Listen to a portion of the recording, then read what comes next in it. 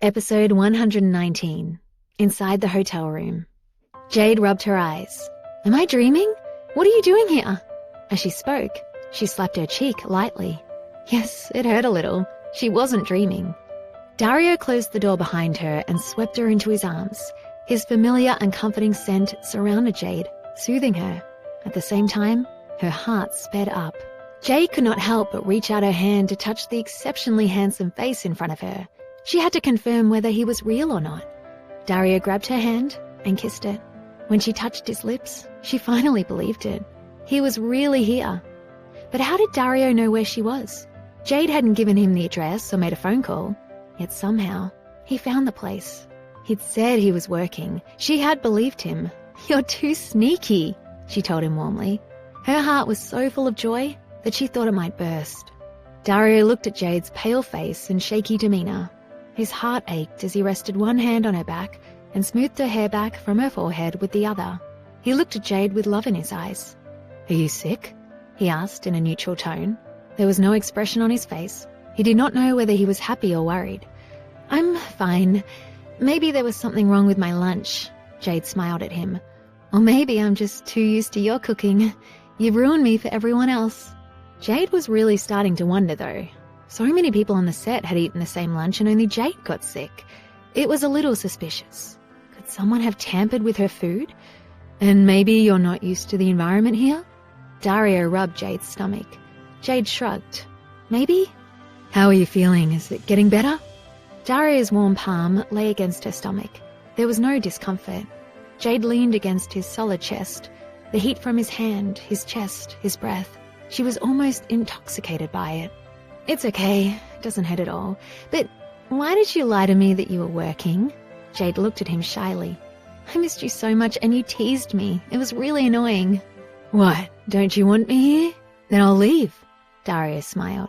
He actually took a step back. Jade flung herself at him and hugged him hard. She didn't want Dario to leave, not ever. Jade's embrace made Dario's heart surge. She curled up, tight in his arms. He was her safe harbor. Mr. Foster, you're so bad. I didn't say that. Don't go, okay? She tried to make her voice sound light and teasing, but she realized she was extremely afraid. Jade's parents had already left her. She always expected other people to leave her too. She couldn't bear to lose the man in front of her again. He was too important to her. Look at your dark circles. Without me by your side, you can't sleep at night. Dario leaned close to her ear and spoke in a low, warm tone. Jade felt very shy. Her heart was shocked. How did Dario know everything? However, how could she admit it?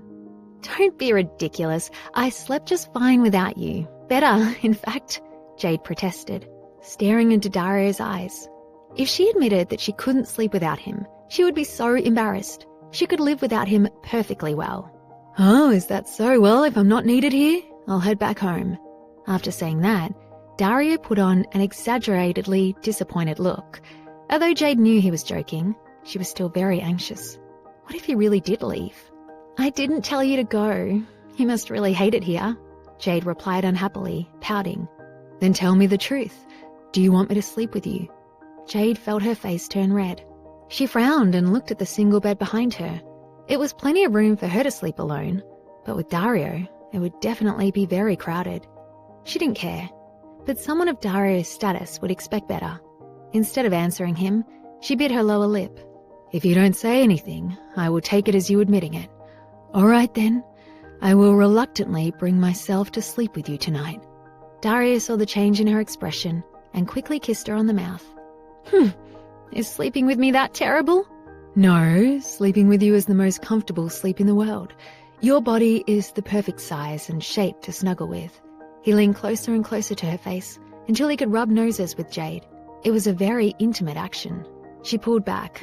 But this bed is really too small. The two of us won't fit. I can't let you sleep on the sofa, right? On the floor either, right? Dario could not help but raise his eyebrows when he heard this. He looked at Jade. I came here from far away and you want me to sleep on the floor?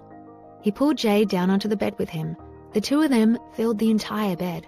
Jade shyly averted her gaze, not daring to look directly into Dario's burning eyes.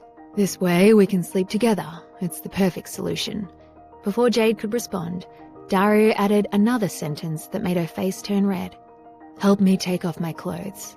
As he spoke, he took Jade's hand. He placed it on his belt. Jade's hand was pulled and slid along the cold belt. She could clearly feel that what was below was growing.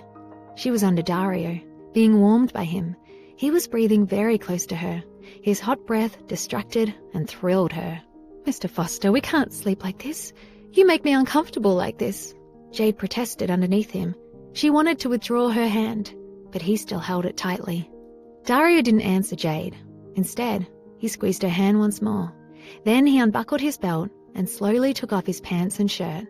Finally, when Dario was about to take off his underwear, Jade pulled her hand away. She even covered her eyes, not daring to look at his muscular body. Jade was afraid that when she saw it, she would lose all control of her desires.